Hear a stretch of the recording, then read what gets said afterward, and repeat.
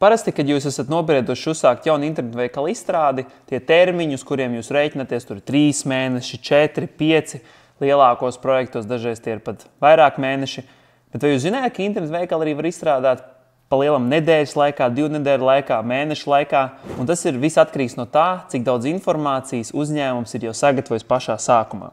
Un šajā videoklipā mēs iziesim cauri vairākiem punktiem, ko tev nepieciešams sagatavot, lai internetu veikala izstrāde būtu pēc iespējas ātrāka. Sākumā sapratīsim, kā vispār veidojas projekta izstrādes termiņš. Mums noteikti ir vienkārši darba saraksts, ar lietām, kas ir jādara tur projektu vadītājiem, dizainerim, izstrādātājiem, testētājiem, stratēģim.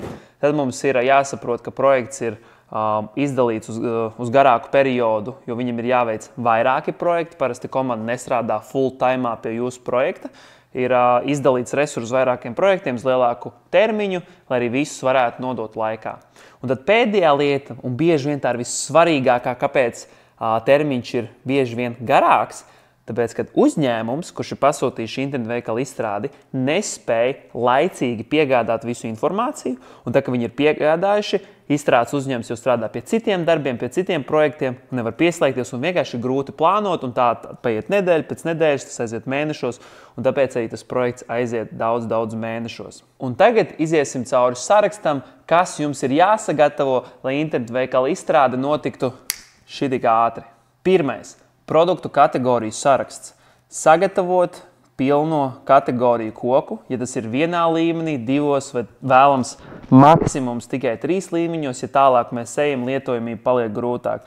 Pieņemsim, tur apģērba nozarē tur vīriešiem, sievietēm, bērniem, tad ir apakškategorijas, tur pieņemsim apavi, bikses un žaketes, un tad, ja pieņemsim, ir vēl kaut kādas dziļākas apakškategorijas, tad viņas saliekam, bet šis saraksts jau ir jāsagatavo sākumā, lai uzreiz jau būtu viss nepieciešamā informācija, lai izveidotu produkta kategoriju koku un arī navigāciju. Nākošā lieta – produktu piegādes izmaksas. Ņemot vērā to, ka, pieņemsim, ja jūs pārdodat tikai Baltijā, jums vienmēr būs, pieņemsim, pakomāti, kurjers, varbūt atsevišķos gadījumos arī saņemšana uz vietas, kas parasti ir bez maksas, bet nepieciešams nodefinēt katrai šai piegādes metodei cenu. Arī, ja jums, pieņemsim, ir DPD pakomāts un Omniva pakomāts un vēl arī Venipak pakomāts, nepieciešams pilnīgi visām šīm piegādes metodēm nodefinēt, kādas būs cenas. Pieņemsim, pakomāts Latvijā konkrēta cena, pakomāts Lietuvā konkrēta cena, pakomāts Igaunijā konkrēta cena. Ja mēs sūtam ārpus tālāk, tad arī norādīt sagatavoto sarakstu ar tām cenām, kas ir jāievieto, kas būs par piegādi. Un ja jums ir internetu veikalā konkrēta summa, no kuras veidos bezmaksas piegāde, tad to arī nepieciešams jau sagatavot. Nākošais – privātuma politika un lietošanas noteikumu dokumenti. Bieži vien, lai pieslēgtu maksājuma metodas, viņi pieprasa, ka jums ir nepieciešams izstrādāt šie privātuma politikas lietošanas noteikums dokumentus, kurus jūs parasti redzēsiet jebkurā internetu veikalā pašā apakšā footerī, un kur arī iesprūst kāds projekts, jo nevar pieslēgt maksājumu, jo nepieciešams sākumā sataisīt šos dokumentus, viņiem ir jāapstiprina, kamēr viņi izskat paiet laiks, tad šos arī ir nepieciešams izstrādāt pēc iespējas ātrāk. Ļoti labs piemērs, jūs varat ierakstīt Google MakeCommerce privātuma politikas paraugs vai arī MakeCommerce lietošanas noteikumu paraugs. Izmantojot šo dokumentu, salieciet tikai savus nepieciešamos rekvizītus, kas tur arī parādīt paraugā, un tas arī viss, jums šie dokumenti ir gatavi. Un papildus tam ir nepieciešams arī izveidot piegādes nosacījumu dokumentu, kur tad ir aprakstīt šīs piegādes cenas, kur cilvēks var vienā vietā apskatīties, kādas ir piegādes šajā internetu veikalā. Nākošā lieta – produktu bildes priekš baneriem. Parasti internetu veikalā vienalga vai zīmē dizainu no nulles vai izstrādās kādu no gataviem šabloniem, ir vietas, kur ir nepieciešams salikt banerus. Sākuma lapā, kur ir tas pirmais lielais baneris, jeb hero sekcija, zemāk sākuma lapā, kur ir kaut kādas kategoriju bildes. Tad, lai mēs spētu izstrādāt šos banerus, ir nepieciešami vizuāļi. Un vizuāļiem ir jānāk no jums, jo jums ir pieeja pie šīm fotogrāfiem augstā kvalitātē. Un ja jūs jau pašā sākumā spējat jau atsūtīt, jau pieņemsim mapīti, filem.lv linku, kur ir visi vizuāļi, kurus var izmantot, lai izveidotu banerus, tas jau ļoti atvieglos izstrādes ātrumu tieši no vizuālās puses. Nākošā lieta – hostinga pieejas, domēna pieejas, e-pasta SMTP pieejas. Tātad hostings, ja jums pieņemsim ir kaut kāds savs personīgais hostings, kur jūs vēlaties turēt lapu, ir nepieciešams pieejas, lai mēs publicēšanas laikā šo internetu veikalu arī varam nopublicēt uz jūsu hostinga. Ja jūs publicējat izstrādātāja kaut kādu piedāvātā hostinga, tad tas šajā gadījumā nav nepieciešams.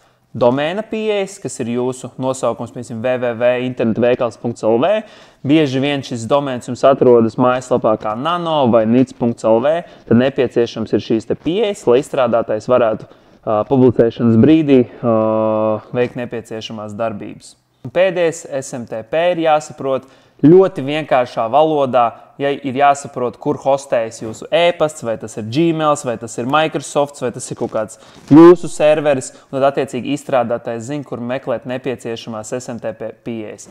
SMTP ir palielam atbildīgs par to, lai internetu veikals izsūtītu e-pastus jūsu klientiem par veiksmīgu pasūtījumu, par veiksmīgu kaut kādu ziņu, vai arī saņemt ziņas tieši uz internetu veikalu.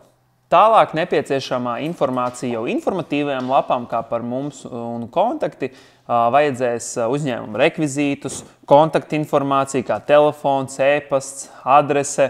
Būs vajadzīgi arī saprast, vai nepieciešama kontaktforma, jūs vienkārši vēlaties attēlot e-pastu un cilvēki paši raksta.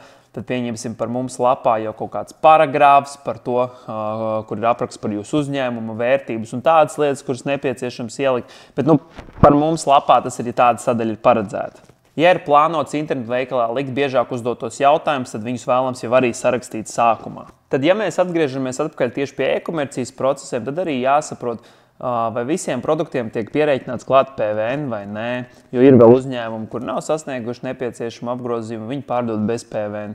Jāsaprot, vai tiks pārdots gan juridiskajām, gan fiziskajām personām, vai tikai varbūt fiziskajām personām. Tad ir jāsaprot, ja tā ir juridiska persona, var jāveido VAT jeb PVN validācija, kur pieņemsim ir ārzemju uzņēmums, kurš ir Eiropas Savienībā, arī VAT maksātājs, un tad uzņēmums ieliek to savu VAT numuru checkoutā, un viņam automātiski noņemās nost PVN, respektīvi reversēs PVN, vai kaut kas tāds ir nepieciešams, tas arī ir jāsaprot. Un par pašu veikala lapu, kur mēs redzam jau šo produktu katalogu, ir nepieciešams saprast filtrus. Vai tie vispār ir nepieciešami, un ja jā, pēc kā mēs filtrēsim. Standartā tā ir kategorija, apakškategorija, cena no līdz, vai tur akcija, vai ir pieejams, un tad jau varētu tur tālāk būt jau arī filtri kā krāsas, tilpumi, lielumi, tur pārdodot elektroniku, pieņemsim dators, varbūt jau tur procesors, ekrāna izmērs un daudz citas lietas. Un pati svarīgākā lieta, kur internetu veikals bieži vien ir iestrēdzis un nespēja publicēt savu jauno izstrādu internetu veikalu, ir paši produkti. Un produkti ir jāievieto pēc iespējas ātrāk. Un tas nenozīmē pēc mēneša, bet vēlams jau 1 vai 2 nedēļas pēc jūs esat uzsākuši jaunu internetu veikalu izstrādi. Jo ticiet man, tas nekad nevienam nenotiek ātri. Jo cilvēks, kurš ievieto produktus, bieži vien ir citi pienākumi, citi darbi, un tad viņš to vienkārši blakus paralēli, kā saka, piestrādā un ievieto tos produktus. Viņi ir jāievieto pēc iespējas jau agrāk projektā. Tas ir nedaudz savādāk, ja jums produkti ir 5, 10, 15, bet ja viņi pieņemsim jau ir tur 100 un uz augšu, tad, un nav nekādas integrācijas varbūt ar noliktavas sistēmu, kur tie produkti vienkārši importējās, tad produkti ir jāievieto pēc iespējas agrāk. Un es pieminēju arī integrāciju ar noliktavas un grāmatvedības sistēmu. Integrācija arī jau jāsāk veikt pašā sākumā, jo tas ir tas brīdis, kad tiek pieslēgts jau trešās puses uzņēmums, kurš arī veic šo te integrāciju. Un jo vairāk puses iesaistās projektā, jo ilgāk tas viss notiek, jo komunikācija čakarīgāk un vienkārši tas viss paliek neefektīvāks. Tāpēc parasti tās lietas ir jāveic pēc iespējas ātrāk. Un viens mazais tips, ko vēlams darīt, lai palaistu internetu veikalu pēc iespējas ātrāk, ir nebīdīt pikseļus. Un bieži vien uzņēmumi iestrēgs internetu veikalu izstrādē, un tā iestrēgšana var būt pat uz mēnesi un 2, tāpēc, ka tiek uzņēmums cenšas nopaļot pareizo stūrīti, nav poga pareizajā tonītī, protams, ir jābūt kaut kādai kārtībai, bet ticiet man, jūsu konversiju sākumā tas neietekmēs. Mēnesi bīdīt pikseļus ir daudz neefektīvāk kā palaist, pārdot un tad veikt kaut kādus uzlabojumus. Parasti ir tā, ka internetu veikals sākumā uztaisa šādas prasības, un tas arī izveido šādu termiņu. Tad parasti ir jāpalaiž pēc iespējas ātrāk, jāvāc analītika un tad jāveic uzlabojumi balstoties uz datiem. Un konversija neuzlabos tas, vai tur ir maliņa nedaudz apaļāka vai podziņa nedaudz tālāk no teksta, tuvāk no teksta. Protams, tam visam, kā es minēju, jāizstāsta labi, bet bieži vien uzņēmums iestrēgst, jo viņš bīda pikseļus. Ceru, ka jums šis videoklips noderēja un vēlams ir šo visu informāciju sagatavot ātrāk, un ticiet man, ar pareizu projektu vadību un informācijas sakārtošanu internetu veikali arī var izstrādāt 2 nedēļu laikā, 3 nedēļu laikā. Ceru, ka šis jums bija noderīgi un lai jums ir izdevusies jaunā internetu veikala izstrāde.